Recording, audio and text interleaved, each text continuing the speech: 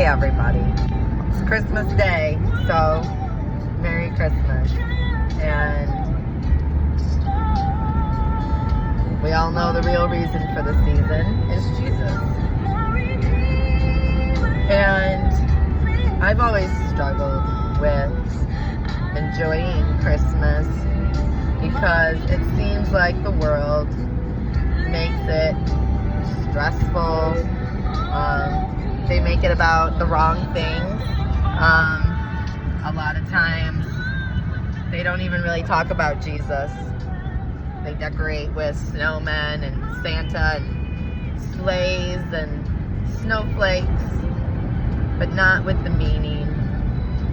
And I've always felt the stress and the pressure to give the right gift, to act the right way, to show the right gratitude, to show the right excitement, to have all the food, to have it all go smooth, to clean up, to like get along. Like there's all these expectations, and so I've always struggled with Christmas and holidays. This was my first Christmas as an adult following Jesus. And it has definitely been a different and more fulfilling year, even though if you looked at my life, a lot of people might see the downsides. Poor, no job, barely able to afford the gas to get to these events, can't afford presents. Like my son, and this is where Jesus comes in,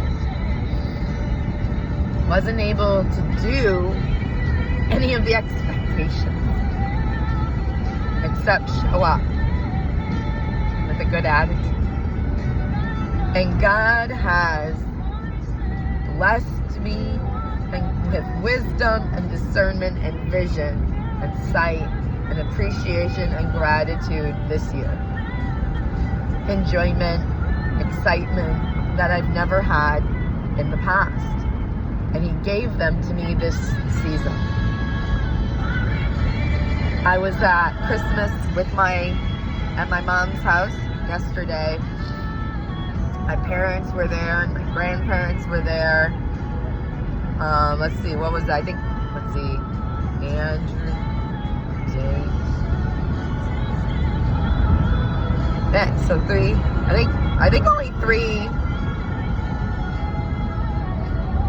Dang, we're only three of my siblings there? Yeah, there's 9 of us kids. And so there's 4 siblings with me included, 4 kids with me included, like 3 siblings. And their others and their kids. And so it was still a fairly packed house. And me and my son.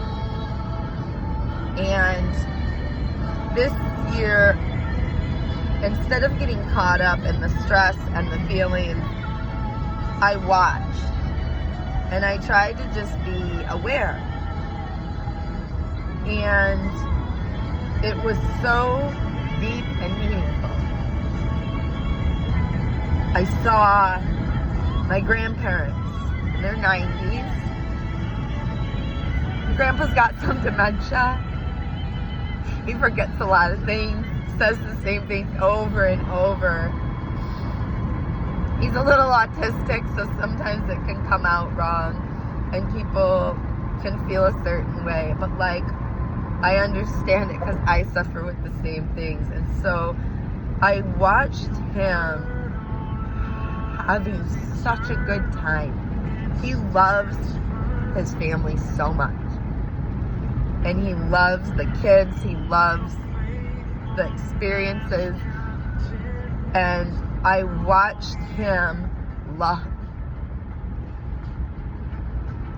And his eyes were so bright and happy, and his smile, and he was alive.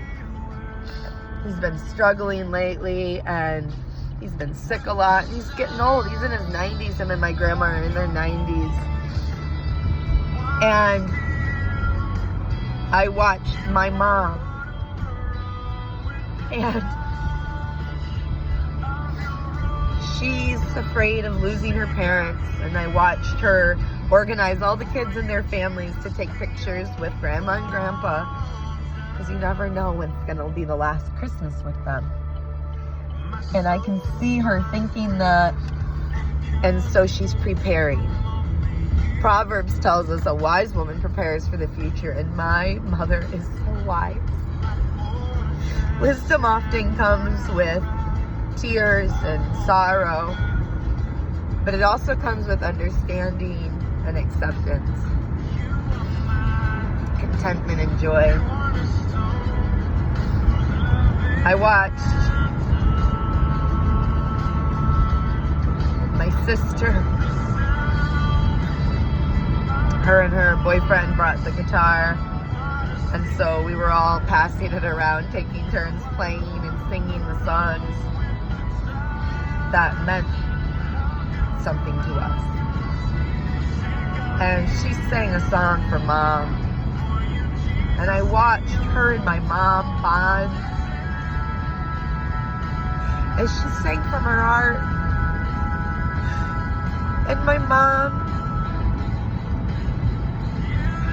she was looking at her little girl, and she was seeing all the hurt that her daughter was experiencing, and it was hurting her. And then she was seeing that her daughter loves her anyway, and forgives her, and appreciates her, and that the pain, like, in love, and I watched that. I watched the kids as they watched their parents struggle with finances. My daughter, she was talking to me about her parents, and she's like, she was so confused, you know, because I realized this year that kids just want the relationship. They want the parents and the people together, and the parents want to provide what they wish they had when they were kids, or what they did have or didn't have, and that's what the parents want. And so the parents are building these expectations and the stress around this holiday for different reasons, and the kids are responding accordingly.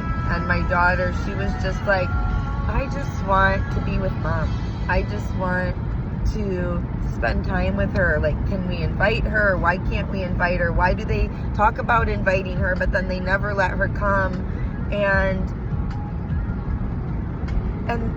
I'm just watching all of this happen. I'm watching people live.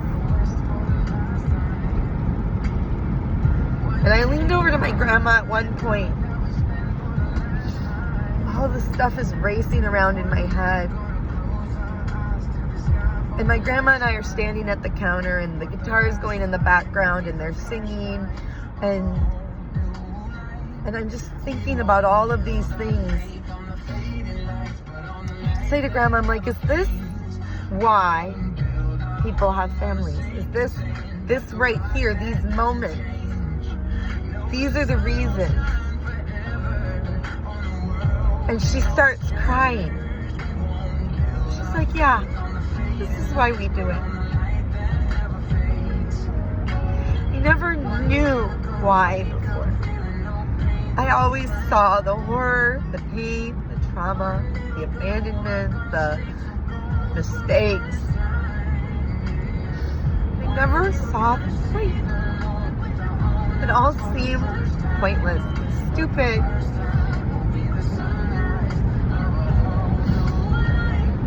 And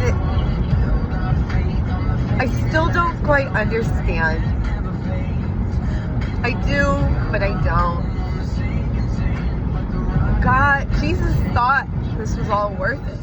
He thought the pain, the suffering, the difficulties were worth the lessons and the love and the people that come with them. So this holiday season, that's what I want to encourage you guys to pursue. Our God, our Creator, Jesus Christ, is a God of relationships.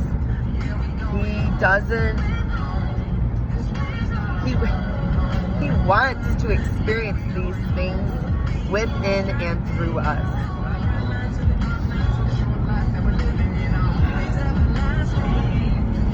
He's the reason for the season. And even when I was sitting and I was watching my ex-husband and my son open the pile of presents that my ex had gotten him,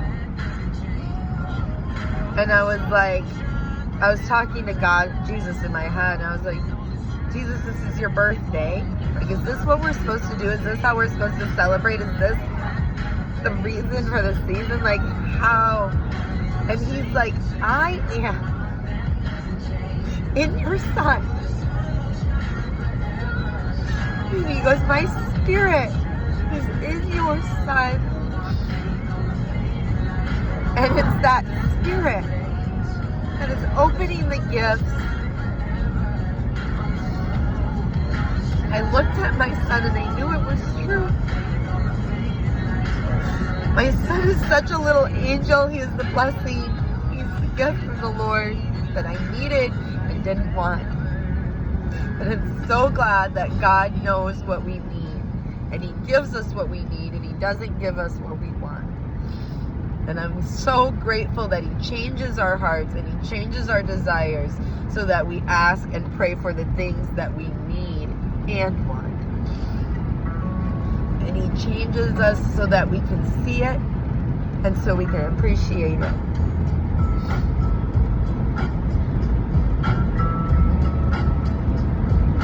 So be there. Be present. Be yourself. Don't be who they want you to be. Don't be who you think you're expected to be. Be who Jesus called you to be, who He created you to be. The loving vessel that He created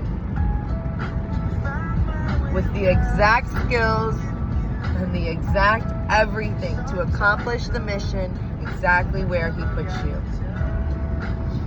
Sometimes I forget that His mission is different than my mission, and that His desires are different than mine, and I will feel like I am lacking, and I'll feel like I'm not enough, and I feel like I'm a failure. And it's in those moments that I have to remember that my desires are not His desires. It's not about if things are perfect.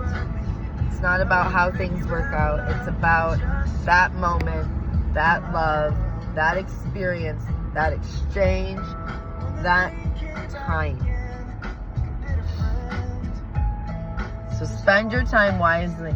God has given us all a limited amount of time, and He expects us to steward it with responsibility. And that doesn't always mean studying and in the Word and in digging deep, and sometimes it means getting out there in the world, in these places where people are feeling pain, and sharing the truth and the love with them.